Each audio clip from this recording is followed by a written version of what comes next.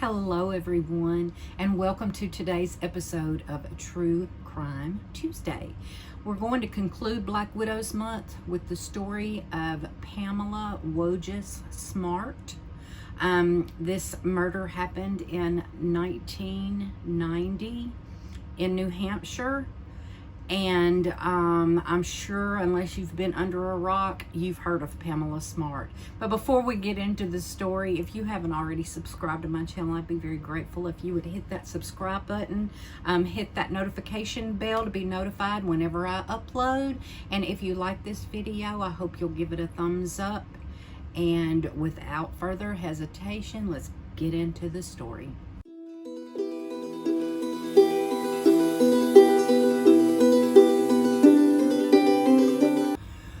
Okay, let's get into the story. I've got to do one thing. Hold on just one.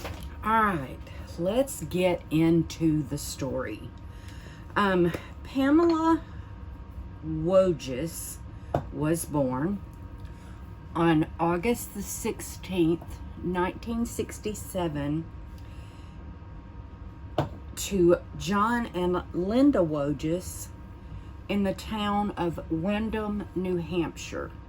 Now, she grew up in Miami, but they ended up moving to Derry, New Hampshire right before Pam started high school. So she did go to high school in New Hampshire.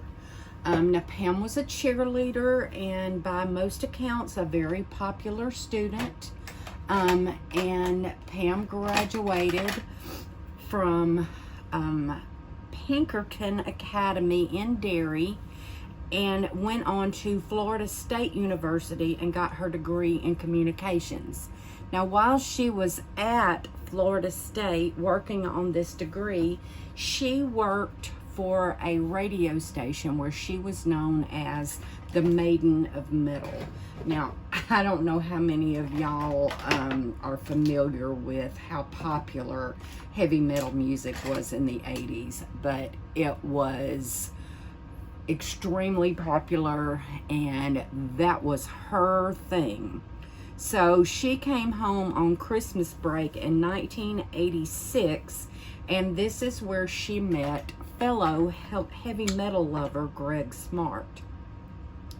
Now, according to Pam's friends and family, they hit it off and were inseparable right off the bat. So much so that Gregg ended up, for Pam's last year at FSU, Gregg moved to Miami where he knew no one except for Pam, just so that he could be with her. So that was kind of how their relationship started.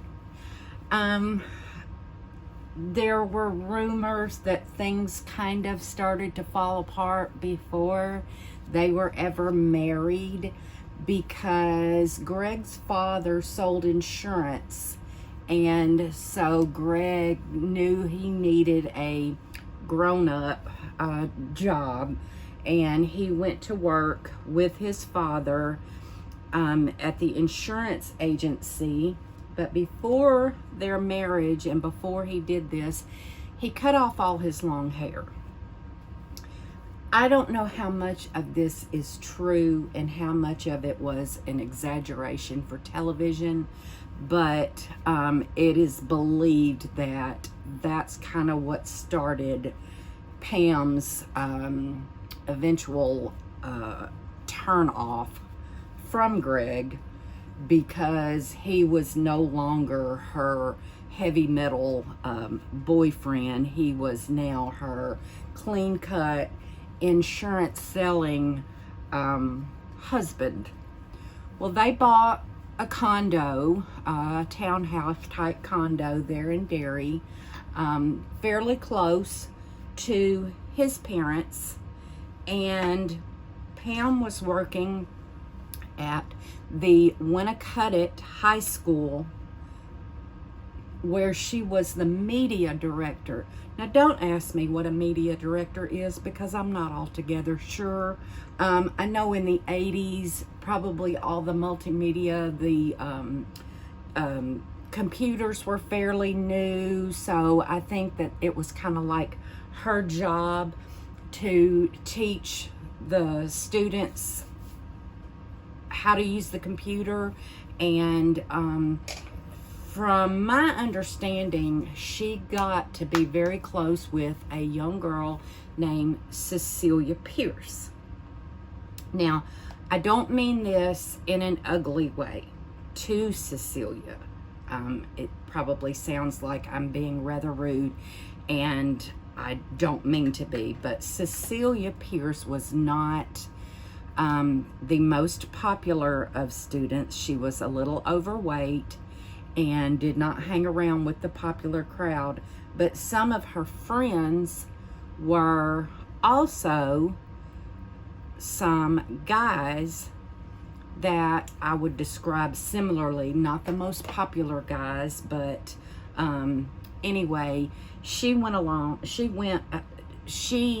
was instrumental in Pamela Smart meeting Billy Flynn. Now, Billy Flynn was another 16-year-old boy.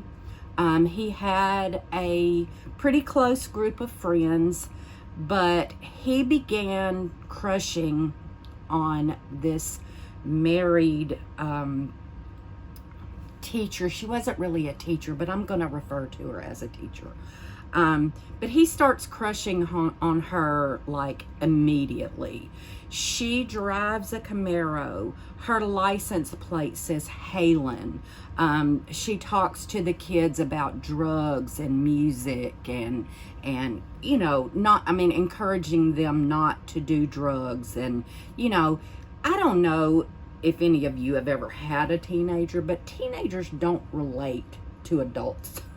They don't relate to adults much at all. So if they find one that they can relate to, especially one that likes the same things that they do and are kind of into the same things they are, and somebody that takes the time with them and makes them feel important, you've made a friend. If you can do that with a 16-year-old girl and a 16-year-old boy, then you've really done something. And that's exactly what Pam did.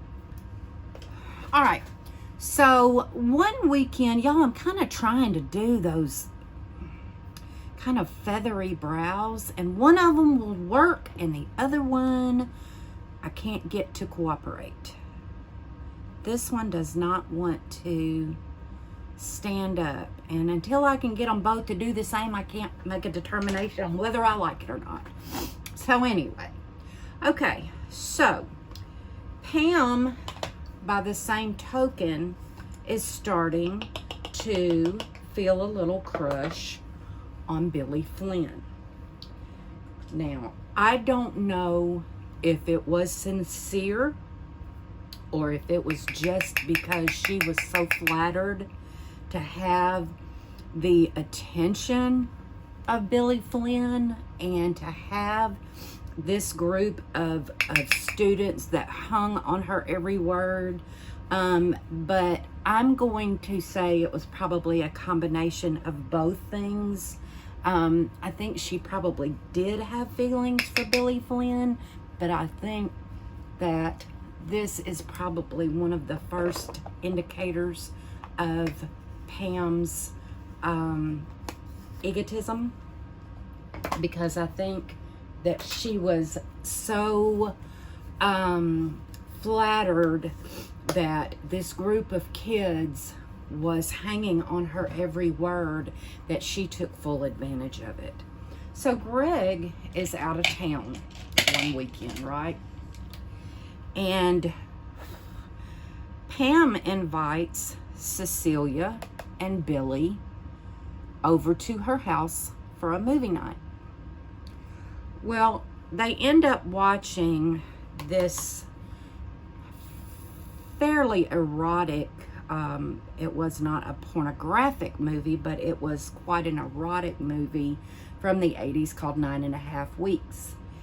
And so she's watching this right in front of Cecilia Pierce with Billy Flynn, who she's making out with on the couch. Yes, they started off as friends, but it developed into something else. She makes no effort whatsoever to hide this from Cecilia Pierce. Billy Flynn makes no effort to hide this from his friends. They are basically out in the open within their little group of people. So it didn't really come as a great surprise when what happened next unfolded. Okay, so Pam Smart returns home from a school meeting on May the 1st of 1990, approximately 11 months after she and Gregg Smart were married, to find Gregg Smart laying close to the front door. She calls out his name. He does not move. She backs out of the condo, screams, and goes to a neighbor for help. Now, the neighbor is asking, because the 911 operator is saying, any idea why he's not moving? Any idea what's wrong? And she's like, no, I didn't know if somebody was still there, so I left. I left before I could, assess the situation. So she didn't even go in to see if he was alive or dead. She just knew he was laid out at the front door. So the paramedics come, and Gregg Smart has been shot in the head with a .38 caliber revolver, and he is dead when the paramedics arrive. Now, what happens next is debated heavily between Pam and a local news reporter named Bill Spencer. Now, Bill Spencer says he received a call from Pam Smart asking him to come and interview her. Pam Smart says, I didn't even know who Bill Spencer was. Why would I have had him come and interview me? And it's not really actually relevant, except for Bill Spencer was able to lay out some of Pam's behavior for all the world to see.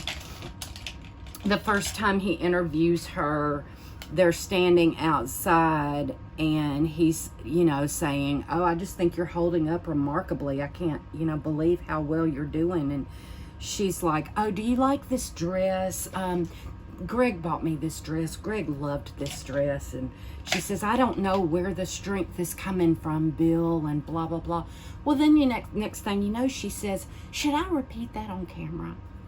Now, this is what Bill Spencer says. That she says, should I repeat that on camera? I mean, like, she is all ready to produce her own made-for-TV drama. Another time he was interviewing her in their home, and she makes a comment, that they didn't even make it to their first wedding anniversary. Should she pull out the top layer of their wedding cake, which was in the freezer? She's like, wouldn't that be poignant? And Bill Spencer is just dumbfounded that this woman is basically producing her own segments of this interview for, all the world to see. He just started feeling very suspicious of her from the very beginning. Of course, in the very beginning, it looked like probably a robbery. That's the story Pam was sticking to, because there was jewelry missing. And so that was her belief that it was a robbery, that he had walked in on some robbers. Well,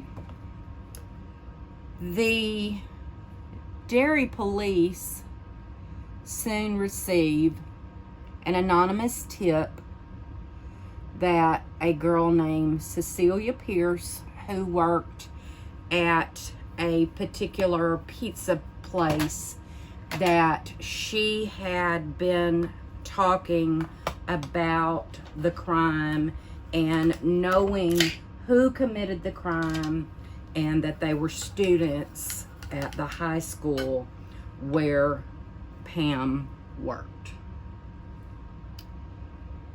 So Cecilia is brought in for questioning, where she denies any knowledge whatsoever of the crime, where she denies any knowledge of any kind of more than just a regular closeness to a teacher. She doesn't admit any of this, but the police actually, they insist, and they really kind of hound her until I think it was pretty much her mother convinced her that she needed to turn herself in. So she goes to the police and she tells the police what she knows. She tells the police that they talked about it for a long time before it happened, that the gun belonged to the father of a friend of theirs that was in their little group, and that Bill Flynn pulled the trigger. Bill Flynn was sleeping with Pam Smart. Pam Smart paid these boys to kill her husband and had told Billy Flynn that that was the only way that they could be together. She told them that he was abusive, and he would never let her leave. Same old story, same old made up BS story that so many women over time have used to lure a man into doing their dirty work. So Cecilia is wired and goes to talk to Pam and says, I know they're going to subpoena me. They're asking me all kinds of questions. They know the boys did it, blah, blah, blah. And Pam's, which to me, here we go again with the egotistical reaction. She tells her, oh, stick to your story. Don't tell them anything. And everything that she says on the wiretap indicates her involvement, indicates her prior knowledge, and indicates her involvement. All right, now before Pam is arrested, the boys are arrested. And here's what Bill Spencer thought was so interesting about Pam's reaction. The boys are arrested, and Bill Spencer goes to Pam Smart's condo, which he had done many times.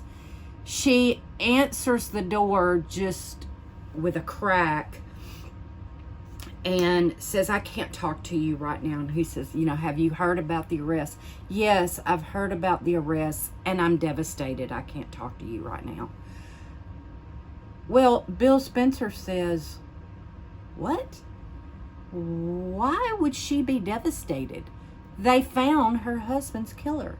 That was not a normal reaction. She should have been rejoicing. Yay, you found the people who are responsible for Gregg's death. But that was not her reaction at all. Which I find that. I mean, there are so many things she could have gotten away with had she not been so arrogant.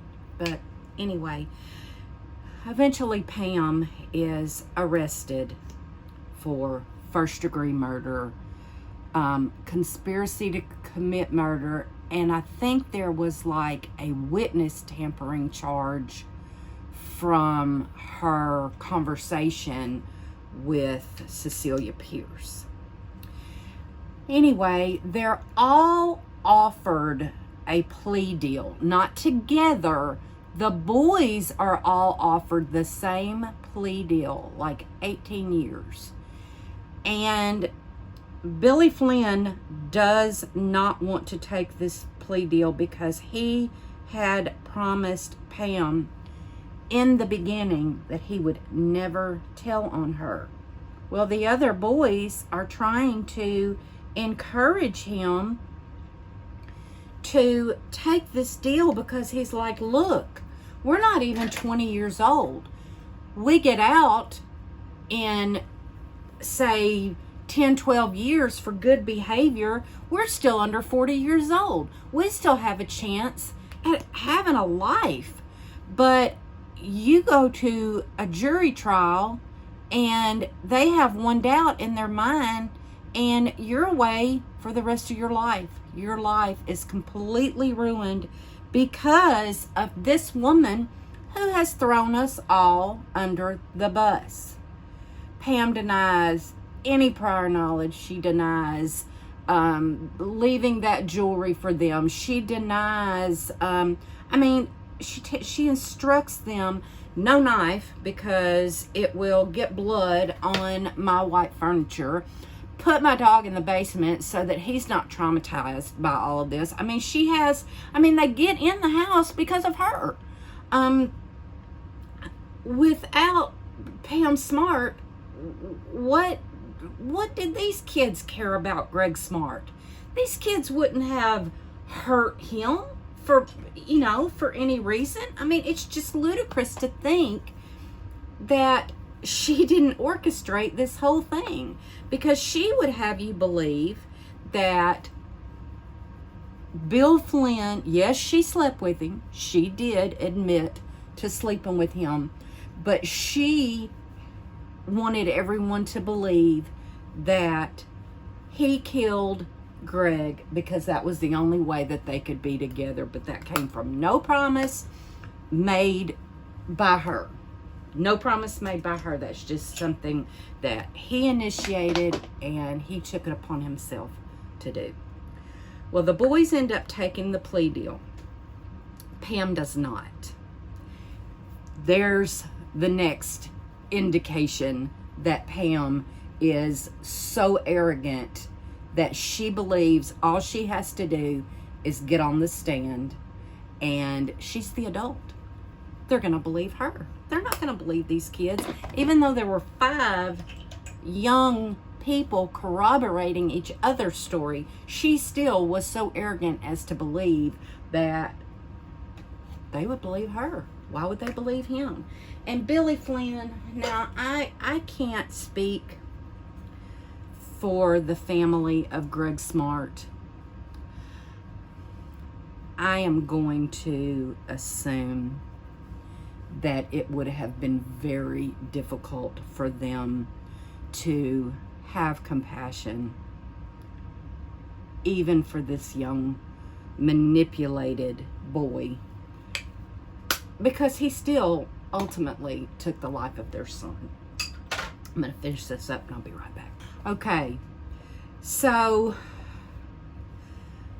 Pete Randall, J.R. Latimer, Raymond Fowler, and Billy Flynn all go to jail for the murder of Gregg Smart. Now, Billy Flynn is the one who pulled the trigger, and on the stand, he said that he whispered, "God forgive me," and he pulled the trigger. He squalled nearly the whole time he was on the stand. It doesn't change the fact that he killed a man, but he did have remorse for it. Pam did not take the deal. She did take the stand in her own defense. She was very belligerent. I just thought that she acted really nasty and with definitely never shed a tear.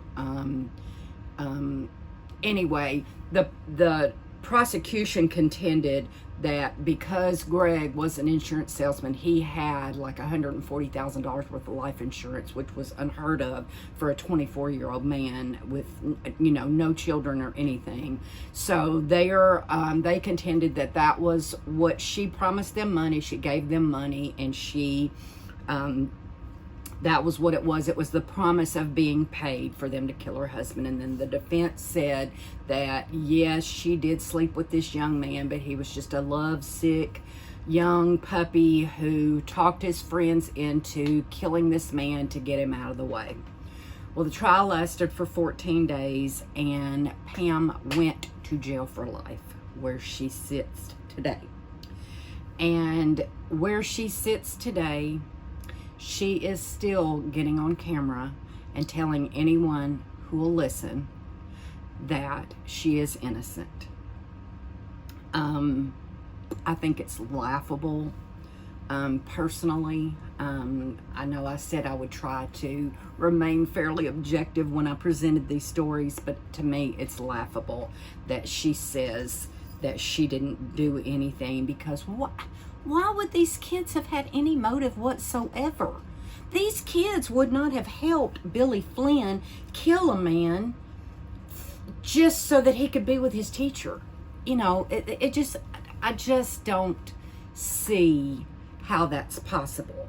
Now, there is one caveat to this whole story that I can't say that I agree with, and that is all 4 of those boys are out of prison, but Pam is still there. And Pam wasn't, you know, she was the mastermind of the crime, but she didn't commit the crime. But she is still in prison, and those boys are free. I don't know how I feel about that. It happens all the time. Happens all the time. But anyway, there's the sordid story of Pam Smart in as few details as I could get into, because when I tell you, there is a movie with Nicole Kidman and Matt Dillon called To Die For. There is one that came out, it was a Murder in New Hampshire with Helen Hunt, that was on TV. There's been, I think probably a Snapped episode. There was a Forensic Files episode. There's been shows on the ID channel. There's been 2020 dedicated to Pam Smart. There was an HBO documentary called Captivated, all about the trial of Pam Smart. So there's information, anything you could ever want to know about this, you can find it online, or you can find it on TV if you are interested in doing your own research and coming to your own conclusion. But that's all I have for today. Thank you so much for joining me, and I will see you on Thursday. Love you. Bye.